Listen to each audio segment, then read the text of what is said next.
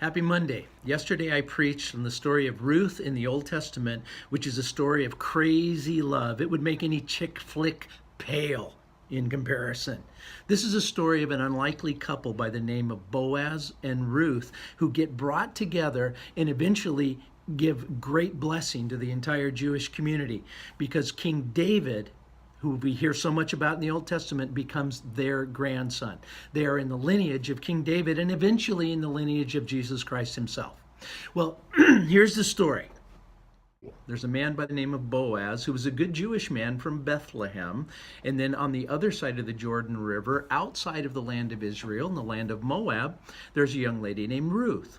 Ruth ends up back in Bethlehem, or back to Bethlehem, because her husband, who was the son of Naomi and Elimelech, who had moved to Moab because of a famine in Bethlehem. Long story, but those men died. So you have two widows. You have Ruth and you have Naomi. The two widows move back to Naomi's home together.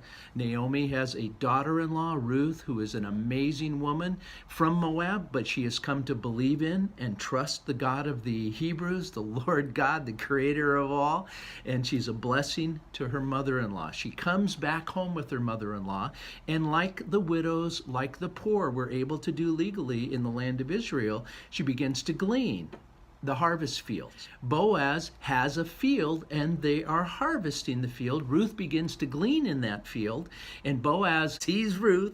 He falls absolutely initially head over heels in love with her physical beauty. He begins to throw and cause all his servants to throw out extra grain just so that Ruth, the pretty Moabitess, can actually gather.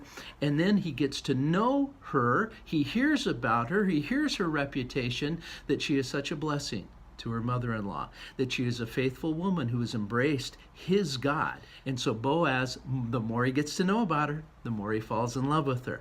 Well, interesting law back in that time with the Israelites is that Naomi's husband, name was Elimelech, he had a field. Elimelech having passed, Elimelech's two sons having passed, the field is open season. And they had a law called the law of the Redeemer, where a close relative to Elimelech could buy the field. Boaz is one of those close relatives. However, he's not the closest. There's another guy who's got the first right of refusal. He can buy the land if he wants to, but there's a catch, because according to Hebrew law, he would also take Ruth as his wife and then raise children with Ruth that would be named after the deceased husband to carry on that name in the land of Israel. Anyway, Boaz offers before the elders of the city, at the gates of the city, he offers that land to the nearest relative redeemer. The relative redeemer says, no way, I can't take Ruth. Now, it's one of those, my wife would never understand that. And so Boaz goes to the elders of the city and says, this man cannot, I will.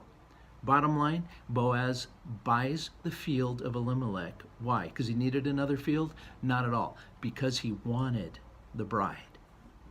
Now, wouldn't you love to be loved like that? I got good news for you guys. You are. Because the lover is Jesus Christ.